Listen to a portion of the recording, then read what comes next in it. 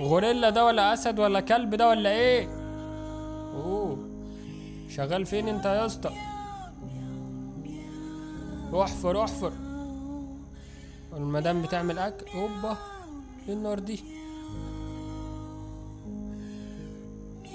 البيت ولع. ايه ده؟ اوعى تقول لي ان جوزها عرف. شفت المياو لما بتتجوز كلب مناخيره بتسمع. انقذها. اوه، خدها معاه الشغل. ايوه، بيديهم المرتبات. اوبا، يا نهار اسود. بعد 9 شهور حامل.